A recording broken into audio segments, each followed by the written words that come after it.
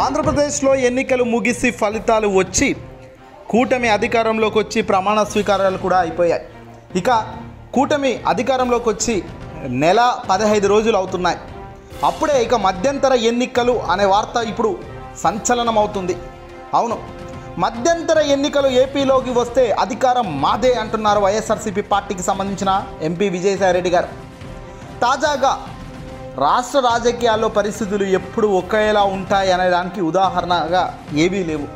పరిస్థితులు ప్రభావం ఎప్పుడు ఎక్కడైనా మారవచ్చు. కాలమాన పరిస్థితి ఎప్పుడు ఏదైనా జరగవచ్చు. కానీ ఇప్పటికిప్పుడు ఏపీలో ఎన్నికలు రావు. కానీ రాబోయే 3 ఏళ్లలో అంటే 2024 అయిపోయి 2027 వరకు వచ్చేసరికి ఊహించని స్థాయిలో ఎన్నికలు ఉండే ఆస్కారం లేకపోలేదు అనేది మాత్రం ఇక్కడ క్లియర్గా కనబడుతుంది. తాజాగా వైఎస్ఆర్సీపీ పార్టీకి సంబంధించిన ఎంపీ విజయసాయిరెడ్డి గారి మీద చాలా నీచమైన ఆరోపణలు చేస్తూ ఏ రకంగా తనను ఇబ్బంది పెట్టే కార్యక్రమం చేస్తున్నారో కూటమికి సంబంధించిన నేతలు అన్నది ప్రత్యేకంగా చెప్పాల్సిన అవసరం లేదు. ఇక ఆయన ఆ ఇష్యూపై మాట్లాడుతూ తాను సంచలన వ్యాఖ్యలు కూడా చేశారు. చంద్రబాబు నాయుడు ఉప ముఖ్యమంత్రి పవన్ కళ్యాణ్ సారథ్యంలో రాష్ట్రం అధికారంలో ఉన్న తెలుగుదేశం పార్టీ, జనసేన, భారతీయ జనతా పార్టీ సంకీర్ణ కూటమి ప్రభుత్వానికి వార్నింగ్ కూడా ఈ సందర్భంగా ఆయన ఇవ్వడం జరిగింది.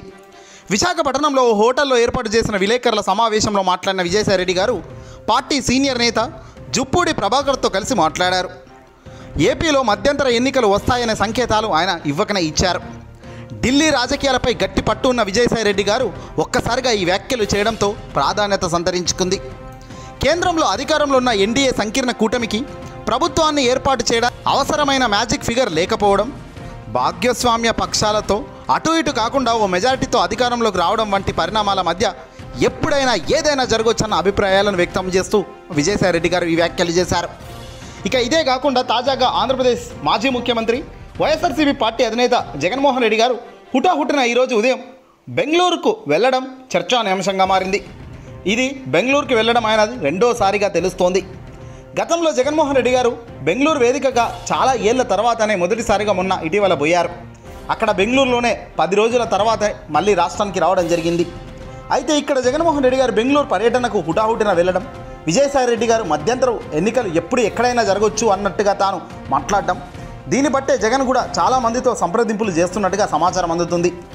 హైదరాబాద్ అయితే ఇటు ఉన్నది రేవంత్ రెడ్డి కాంగ్రెస్ ప్రభుత్వం, చంద్రబాబు నాయుడు రేవంత్ ఇద్దరూ ఒకటే కాబట్టి ఏదైనా ఇట్టే తెలిసిపోయే ఛాన్సెస్ ఉన్నాయి. కాబట్టి రాజకీయంగా తెలియకూడని అంశాలు కూడా ఉంటాయి. కాబట్టి అలా ఈ మీటింగ్లు, భేటీలు బెంగళూరు వేదికగానే జగన్ నడిపిస్తున్నారు.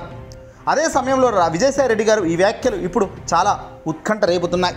ఇప్పటికిప్పుడు ఎన్నికలు వస్తాయన్నది కాదు, కానీ జమిలి ఎన్నికలు ఎలాగో ముందుగా తెచ్చుకోవాలి అన్న ప్రయత్నంలో కేంద్రం ఉంది. కాబట్టి అన్ని రాష్ట్రాలు ఒకేసారి ఎన్నికలకు పెట్టే ఛాన్సెస్ కనబడుతున్నాయి. 2027 వచ్చేసరికి బహుశా ఇది ముందస్తుగా ఎందుకు లాలేకపోదు, డెఫినెట్గా ఇక్కడ ఛాన్సెస్ ఉన్నాయి. అందులో కేంద్రం కూడా ఎక్కువ రోజులు ఈ ముగ్గురి మీద ఆధారపడి ఉండదు. కాబట్టి ఖచ్చితంగా 3 ఏళ్లకో 3.5 సంవత్సరాలకో 1 సంవత్సరంన్నర ముందుకే ఎన్నికలు వచ్చే ఆస్కారం అయితే ఇక్కడ ఉంది అనేది మాత్రం తాను చెప్తున్నారు. ఇప్పుడు అధికారం చూసుకొని విర్రవీగుతున్న వాళ్ళ తాట తీయడం అయితే ఖాయం అంటూ విజయసాయిరెడ్డి గారు చెప్పుకొచ్చారు. తాను చెయ్యని తప్పుకు తన ఇమేజ్ను డ్యామేజ్ చేస్తూ ఒక అభాండరాలుపై వస్తున్న కథనాలు చూపిస్తున్న ఆ ఫ్రేమ్స్ అన్నీ కూడా తప్పుడు అని కూడా ఆయన ప్రెస్ మీట్ పెట్టి మరి చాలా తీవ్రంగా ఖండించారు.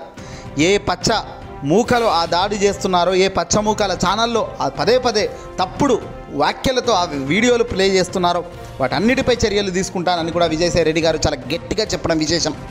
ఏదేమైనప్పటికీ కూడా రాష్ట్రంలో మధ్యంతర ఎన్నికలు వస్తే తామే ప్రభుత్వాన్ని ఏర్పాటు చేస్తామని చెప్పడంలో విజయసాయిరెడ్డి గారు చాలా ముందుగా దూకుడుగా వెళ్ళారు. 5 ఏళ్ల తర్వాత ఎన్నికలు జరిగినా లేదా మధ్యంతరం ఎన్నికలు వచ్చినా తమ విజయాన్ని మాత్రం ఆపలేరు, చూసుకోండి అంటూ కూడా ఆయన ఛాలెంజ్ విసిరారు. తాము ప్రతిపక్షంలో ఉన్నా కూడా ఎవరికి భయపడే ప్రసక్తి అయితే ఉండబోదు అని కూడా ఆయన స్పష్టం చేయడం జరిగింది.